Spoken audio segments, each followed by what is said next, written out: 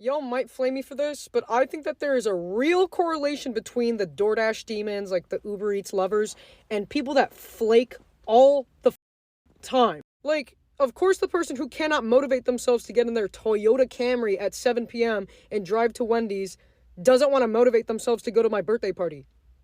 I know why you didn't come to my birthday party. People always want to talk about the loneliness epidemic. Let's talk about the flakes with the dash passes, okay? The most social interaction that these people receive is with their Uber Eats driver, and barely even that, because you're having them drop off your meal in front of your house. You can't even have them hand it to you. Oh, but I have social anxiety. My okay?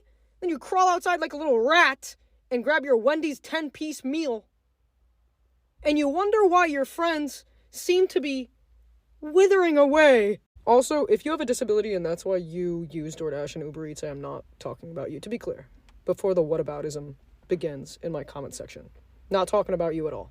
If you have that Dash Pass and you are more willing to commit to wasting your money on a lukewarm meal than showing up to your friend's baby shower, I am going to buy you the Antisocial Social Club shirt. I do not care that it no longer has hype. You belong in it. Hi, welcome back. We're going to be taking out videos about the loneliness epidemic, and especially in countries that promote individualism, you get to see how a lot of people are very lonely and have no one. Like, they really do not have like a lot of community. People are ranting about it and also saying the reasons why it is happening, why a lot of people feel the way that they feel, why a lot of people are struggling with their mental health by being so alone. We have people go through so much and at the end of the day spend most of their money for therapy because they don't have someone like a friend that they could discuss certain topics with, or just share or have fun with and do stuff together.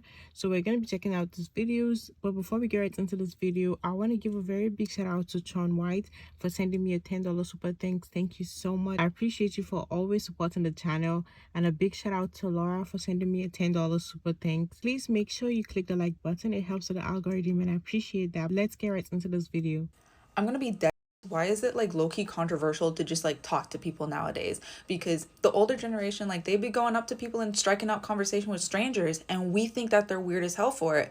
But honestly, like, it's just socializing, it's just community. And like, if you do that like as a younger person, people are gonna call you autistic. I saw an article stating that the United States has 13 million more single people today than we had in 2019. And I don't think that's going to change anytime soon. A lot of people blame this on the pandemic, but we were on this path long before COVID. For several decades now, we have existed in an atomized and individualistic society. Our economy does not exist to serve us. We exist to serve our economy, and it was only a matter of time before this had disastrous effects on our social bonds. And this is not limited to romantic partnerships. This affects our relationships with our family, with our friends. Like, how many of your neighbors can you name right now? When's the last time you talked to them? When would you even have the opportunity? Our society is purposely built around individuals instead of communities. Every day, there are fewer and fewer places you can go without the expectation that you will spend money. It is illegal to build a business within most housing districts. So if people want to go to the laundromat or the grocery store or to the gym, they can't walk there. They have to get in the car and drive there and drive back by themselves. A lot of people's lives consist of getting up, going to work, coming right back home, and only leaving the house when you have to go buy something, which you don't even need to leave the house to do anymore. Our entire system is built around business owners extracting as much wealth from individual workers as they possibly can. Any other concern is a distant second. Whenever someone suggests we restructure our economy in a way that prioritizes community over profit, it's dismissed as utopian socialist nonsense, because this current system is working out so great for us, right? So if you want a society where people have no friends, no community, no dating, no marriage, no kids, keep on this course, because that's where we're going to end up sooner rather than later. I would love to see the correlation between the loneliness epidemic that we're currently in and the rise of people making discourse as content on social media, because there's a connection there. People are talking into their phones because they don't have people in real life to talk to about some of these topics. And I'm not saying that to be cruel. I'm not saying that to be critical or judgmental. When I started making content on this app a few years ago, I did it because I was probably the loneliest that I've ever been in my entire life. I felt lonely, disconnected, stagnant, and ultimately invisible.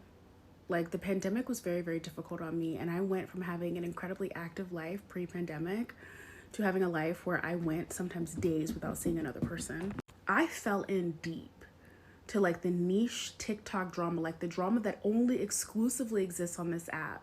Okay, I would become like deeply invested in, let me see what this person has to say about it, or has this person commented and what this person say, and then go on Reddit and see if there's more people talking about it, right?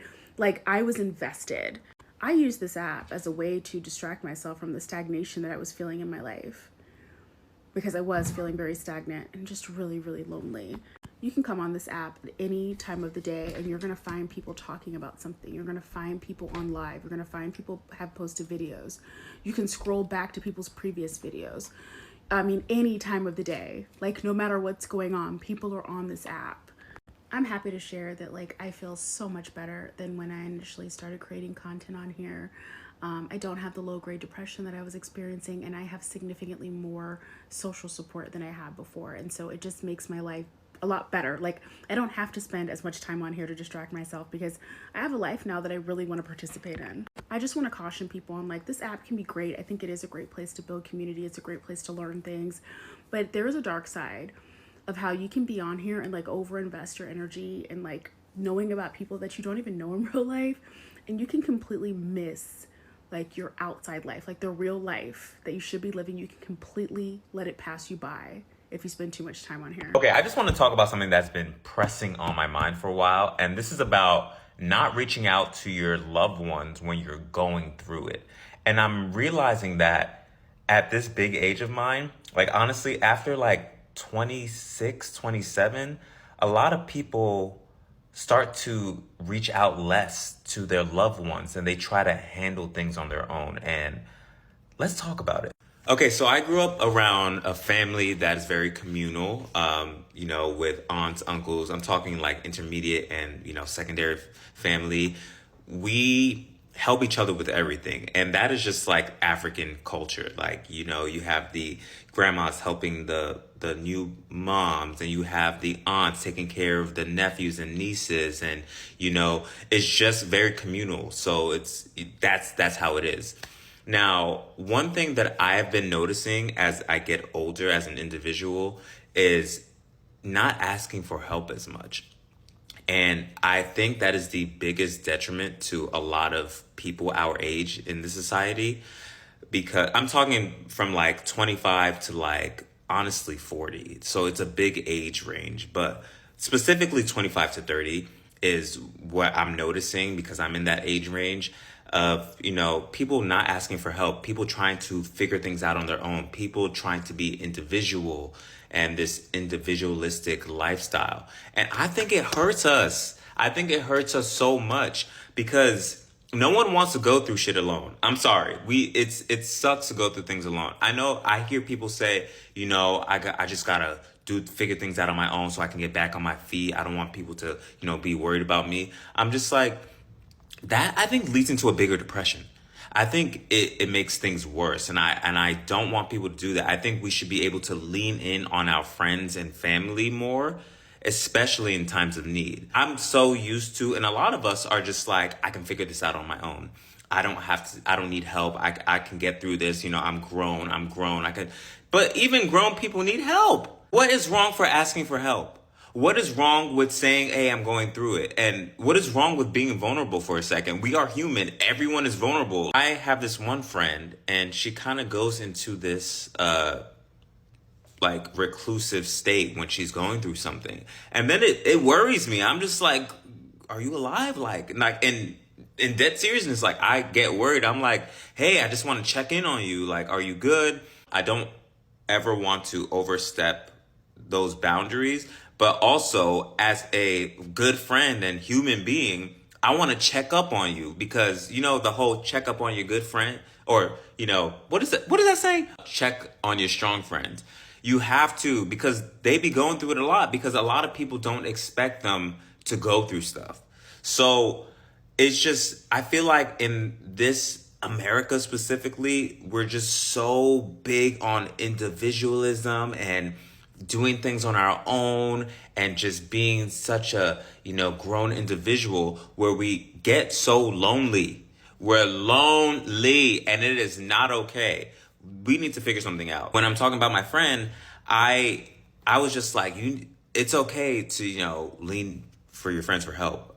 That's the point of friends. It's community, and it makes you feel better, you know? And yes, I understand people handle things in different ways, but I just think that we need to be leaning more on each other. And I'm noticing less and less and less, especially, you know, my age range and the younger generations. They seem so lonely. They don't seem like they can trust anybody. And that is so sad. I hate that for them.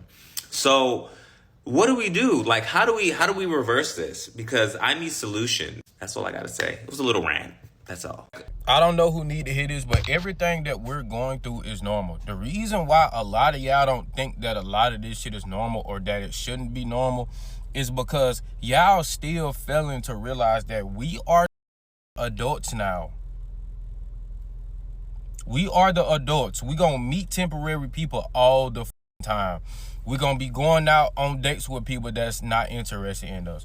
We not gonna be getting fast responses from people that we actually want. We are the adults now. This shit been happening. Like, everything is intensified now because we're grown. Like, you like, why is you sitting here on the internet saying Christmas don't feel the same?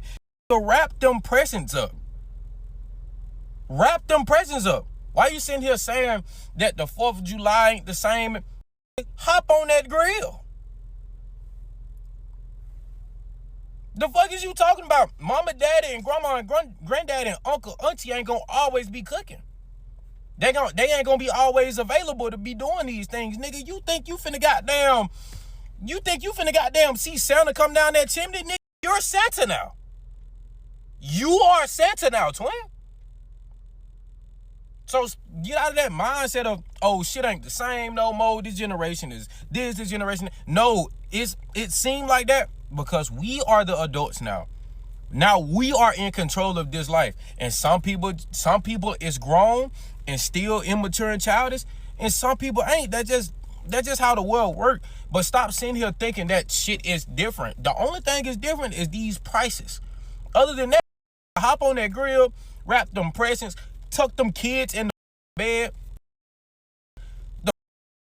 Take that bit out on a date. Or if you're a woman, go out on that date. Yeah, that shit may be temporary. That may not like you. Or that woman may not like you. But that's what comes with being an adult. It ain't just bills. It's shit like that too. No. A lot of Gen Zs that need to see this video, honestly, because the amount of people in this present generation that do not want to age, my God, when I tell you, a lot of people do not want to age so badly that they'll do anything like to think that they're still kids. In my generation, growing older, it's like an abomination. Like, you know, that's why you see a lot of people doing like all sort of surgeries, trying to, you know, lift their face up. Like, you're so young. You're not even up to the stage to be getting like all those fillers and stuff. But it's like everybody, no shade to to people doing it, but it's like you just see a lot of things that make you know that people do not want to age. Like, they're trying their best to not age, and that's just something that it's inevitable. Like, you're gonna grow old. As long as you're human, you're not an immortal person. Like, you're gonna age. And like, there's nothing wrong with, like, you know, wanting to be like young and stuff, but it's like when you are just at that age where you have to take charge, be in control of stuff, you're just at that age. And a lot of Gen Zs will soon start running for office, political office, start doing stuff, doing more, you know, bigger things and things that we see, which is known as things that old people do. Like, very soon that time will come and you see a lot of Gen Zs in those positions. Okay, Gen Zs will become grandparents. I actually get what he's saying. Like, it's very true. There are a lot of things that we feel like has changed, but we are actually the ones who are doing it. Like, we are the ones who are refusing to fill that gap of the person who used to make you feel a certain way before and be like, oh, this person used to make Christmas feel this way, this person used to make life feel this way. They're gonna stop, and one day they won't be alive anymore. You would have to be the one who would take control. Life is what you make it, and when you're at a point where you're the one who make things happen, then how it turns out to be was as a result of how you made it. Yeah, the damn phone is a problem, like our parents always say. So there's no lie about that. That really has a lot of effects in so many ways. People always want to talk about the loneliness epidemic. Let's talk about the flakes with the dash passes. Okay? I'm not gonna lie, I don't think she's wrong. I mean, she came off brash, but like she's not wrong. Like there definitely is a loneliness epidemic occurring right now, but I really do think it is a self-made problem. We are in very serious times, and I will say that there are certain external factors that are probably contributing to how we interact with one another, things that are just beyond our control. However, this is a problem. Like, I feel like there should be a solution. I think the problem is a lot of people want good friends, a lot of people want good company, but a lot of people don't know how to be good company. They don't know how to be good friends. Like, they think they do, but they don't. And honestly, you know what they say, you gotta be a good friend to keep a good friend. That's like the only way. No one's gonna stick around if you're flaking out, missing this, missing that, I can't come, sorry this last minute. Like, do better. Like, literally do better. And why some of you guys flake out, like, you could definitely blame it on this, that, the third, but just do not be surprised when some people don't stick around for that. It is exhausting. It's exhausting to be the only one making plans. Like, some people really need to be better friends. Like, they need to show up better. Not just for themselves, but for other people too. With the exception of certain cases, I don't think canceling plans on other people is a form of self-care. It's not a form of self-care, and we need to stop preaching that. Because when you cancel plans on people last minute, whether it's like self-care or whatever, what makes you think that like the people you're canceling on didn't move around their plans to accommodate you, and now you're canceling last minute, and now you messed up their plans, you messed up their weekend, you messed up their, like, whatever. You know what I mean? Like, who said they didn't like move things around just to accommodate you? Because I know I've done that before, where I make plans with somebody else, and then, you know, I have to move certain things around my life to accommodate them because I make time for them, and then they cancel last minute. It's like, come on, like, do better. And don't get me wrong, there's definitely some, very few, but there are some extenuating circumstances that will justify canceling plans last minute, but trust me, there's not that many. I think a lot of people need to learn how to be better friends. Like, it takes work, but I think people need to do the work. I know I'm doing it because I'm not trying to, this life is not meant to be spent alone. So I'm just saying, I feel like we need to make a whole conscious effort to just do better, you know? Like, I'm sorry, but this is not even related to my niche. I'm a musician, but like, this just gets me. That's my best friend, and we do live together, right? And I didn't even know that the video was going to blow up that much because we were just vibing last night. One thing I've noticed is that you people are not ready to be good and genuine friends. People are not ready to be good friends because every single one of those comments that I am seeing, it's, oh, you guys will soon fight, man will end in a relation. Man! You know, when you build your relationship on solid rock, man cannot end it. Man don't end solid rock relationship. And the problem with all of y'all is that you do not treat friendships the way you treat your relationships. With your relationships, you're willing to put effort, but with friendship, it's like one strike and you're done. It's like, I'm done with you once you mess up. We fight, we do in fact fight, but if I bring camera on days where we fight, safe, y'all will be thinking the friendship is ready to end. But, and it will not even be genuine. That means we're not ready to fight. If I carry camera to our face when we are fighting, we should throw it away. But that's neither here nor there, right? When we started being friends, we actually had what I'll call like talking stage. It's not talking stage per se, but we spoke to each other and got to know each other for 6 months. Problem is, you see someone, you like their aesthetic, they fit into your vibe of what a good friend is, and then you decide you want to be friends with them. And then, instead of you to do your findings, like Annie said, do your findings, you didn't do your findings. You moved in with them. We've been living together for 2 years now, and we don't think it's going to end. Do you think it's going to end anytime soon? We don't think it's going to end anytime soon. Guys, there are still genuine friendships, and you just have to be willing to put in the effort. Trust me, even people close to us have been like, oh my god, I can't still believe you guys are friends. You guys' aesthetic don't match. You guys are not the same. Exactly, that's why it works. We're friends. We said, why should we be the same? We do, in fact. Imagine she says she's carrying her own camera. Which was not like, so guys, this is possible. We do, in fact, fight, and we do, in fact, set boundaries. Now, although we live in the same house, we do not go to the same school, we do not work at the same exact workplace, and we do not do. Yes, well, we only come home to. We spend a lot of time apart from each other, so we do have alone time. And there are days where we'll be like, oh, I'm not in the mood to talk, I do not feel like talking, and we would not talk. So, why do people think like? Those times, that does not mean it's not going to be like a whole day you don't feel like talking. A girl posted a video about how we are in a single epidemic, like an overwhelmingly large amount of people who are single. Yet everyone seems to be looking for love. And I'd like to add my 2 cents as to why I think that is. I think it's 3 main things. I think 1,